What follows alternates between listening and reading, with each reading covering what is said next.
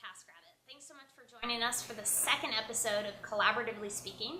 Today we're going to be talking with Lauren Anderson. She's the Innovation Director at Collaborative Labs. She's got some interesting perspectives on trust and safety, and she's even going to tell us about a brand new secret project that she's launching. Let's go check it out. So Lauren, thank you so much for joining us today for Collaboratively Speaking. Let's dig in. I'd really love to start if you can just talk to us a little bit about the collaborative consumption movement as a whole, how you got involved, and sort of your story leading up to this. Sure. I mean, I had this amazing opportunity where I was introduced to Rachel Botsman when she was still writing her book, What's Mine Is Yours, The Rise of Collaborative Consumption. And she was talking to me about, I guess, the concept and how she came about, the sort of things that she'd started noticing in society. And I was just absolutely amazed because I realized that all of these things that I'd been doing, whether it was car sharing or clothes swapping, were actually part of this bigger movement, and they had, you know, a whole infrastructure around them, and there was companies popping up all around the world. Now, were you both in Australia at we the were time? both in Australia. This is where you met? That's okay. right. She'd actually Cool. just moved to Australia, and she was finishing her book in Australia, and I had this chance to meet her, and then I just stayed in touch with her as she was finishing off writing the book.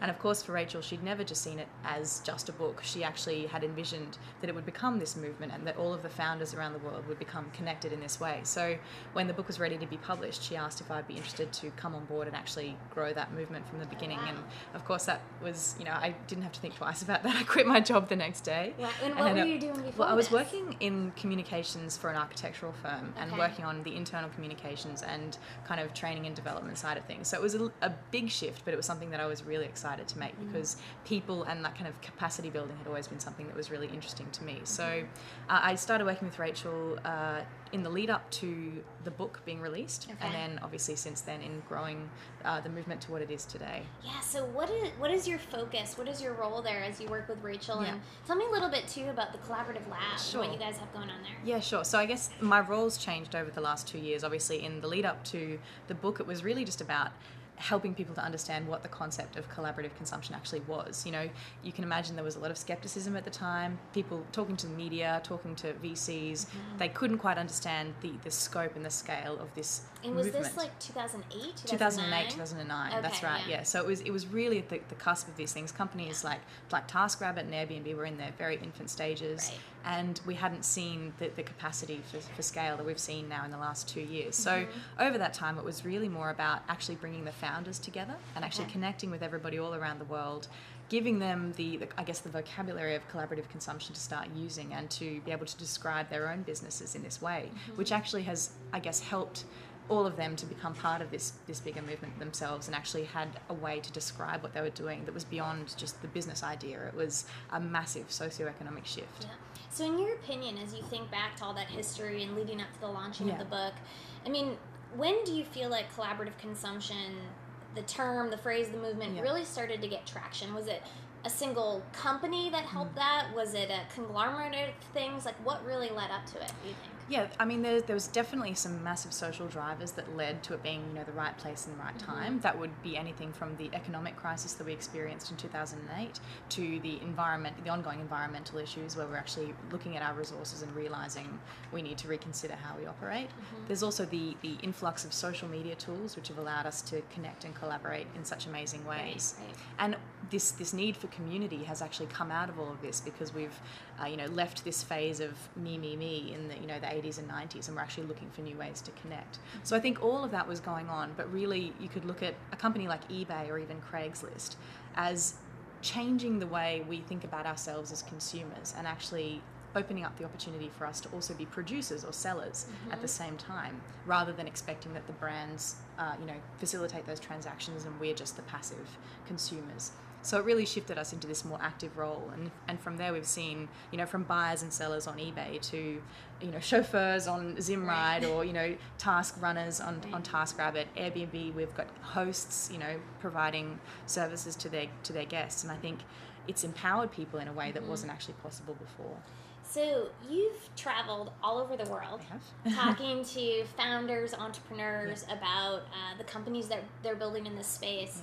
Do you find that there are certain verticals that are gaining traction faster than others? And what's your opinion about all the different types of collaborative consumption companies kind of popping up?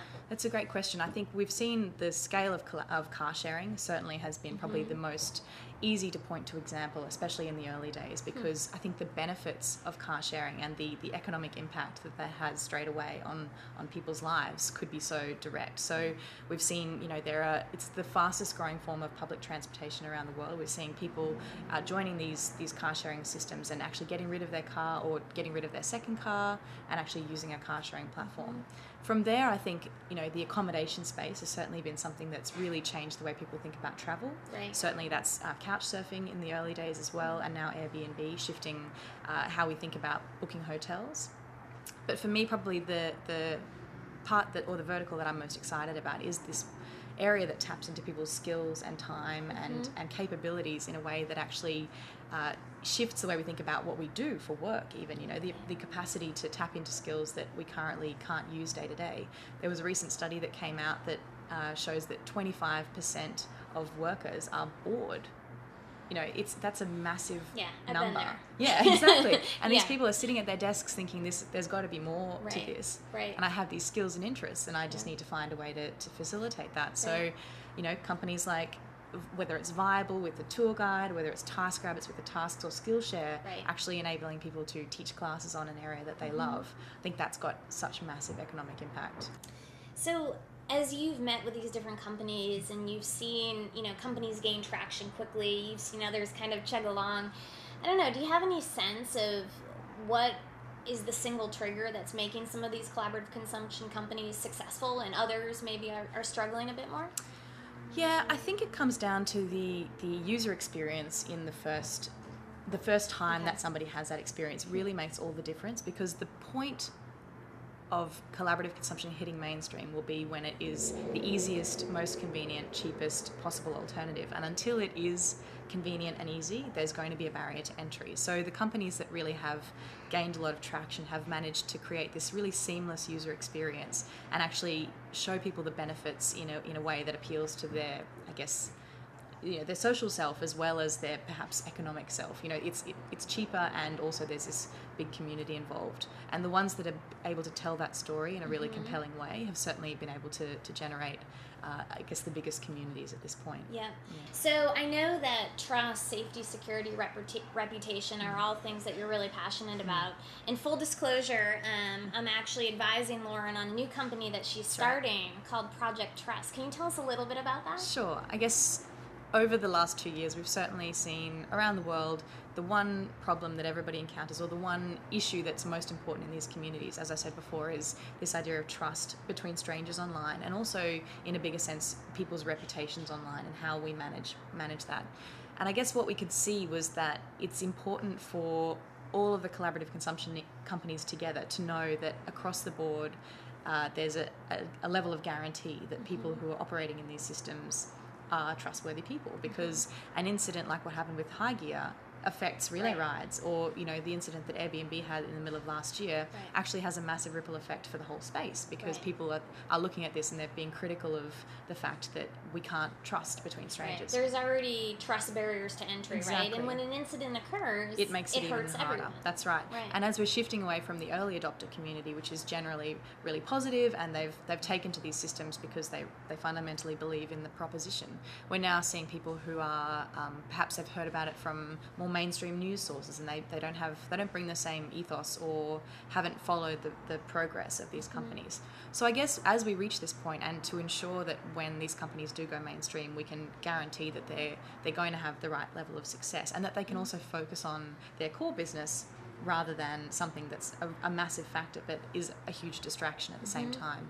So we feel like a collaborative approach is the only one to take in this area, and that's why we've brought together people like yourself and Shelby Clark from Relay Rides, John Zimmer from Zimride, and Dr. Neil Sinderson from eBay, who's been working on trust and reputation for 10 years. That's amazing. To really talk about what the right solution is for the space and for something that's actually going to work across the board, looking at creating, I guess, a best-in-class set of tools that everyone will actually be able to use in the space, and really raising the bar of safety and security for everybody involved. So do you find that as you're out talking with companies, I mean, this is definitely a challenge that we're all facing, a collaborative solution, do you feel like that's something that everyone's going to get on board with, or do you see challenges there as well? I certainly see challenges, and primarily because the companies that are doing they're having the most success in this space right now have really invested a lot in the systems that they do have, and it's a competitive advantage of sorts that they have this strong and secure community that people can guarantee. I think in time, maybe in the next 6 to 12 months, I think we'll see people start to catch up, and I think it's in everybody's vested interests to ensure that there are no big problems with safety and security. So I think in the right way, everybody has something to gain from this, and I think it's just about ensuring the privacy and safety of the marketplaces and their own communities, as well as ensuring the safety of everybody across the space. So as you think about possible solutions, and I know it's early and I know you're just experimenting, I mean, there's been rumblings of trust as a credit score sort of model. I mean, what are some of your early thinking on how Project Trust might approach this? Sure. Yeah, I think as it is a big problem, I think there's a few different stages or levels to go through, and I think really to the entry point of entering a system as a first-time user, you want to know that the person on the other end of the transaction isn't going to hurt you, rob you, kill you, whatever that situation might be. I think that's the fundamental barrier to cross, is to know that people are who they say they are as a first port of call. And I think once we move beyond that, it actually gets really exciting, because what we're talking about is helping to facilitate the right kinds of matches between people because of a shared set of values or expectations or reputation in the space. So it's quite a long process and multifaceted, but something that's really interesting as well. So Lauren, as you think about 12 months from now you're moving, right, from Australia to the Bay Area. We're all very excited about that. And you think about Project Trust, and you think about your move, what do you expect in the next year? In the next 12 months, I would love to think that Project Trust as a brand, if you could think about it like the PayPal for trust, it's actually providing an authenticated step in the process for all of these collaborative consumption marketplaces to not only support the communities that they have, but actually attract a whole new sector of the community who's currently looking at collaborative consumption and having hesitation based on this trust and reputation issue. So by creating this guarantee that the systems can be safe, I hope that we see a whole new group of people really entering in and collaborating in these spaces as well. Yeah, that would be amazing. Yeah. I think this was so wonderful to have you. I mean, to talk about collaborative consumption, the movement, and trust and reputation in the company. I just think there's a lot of interesting things happening in the space, and the more that we can all work together collaboratively, Absolutely. I think it's going to be the better for the ecosystem, better for the consumer, better for the globe, really. Absolutely. So thank you so much for your time. You're welcome. Thanks so much for the opportunity. It's been fantastic. All right. Thanks, Lauren. Thanks.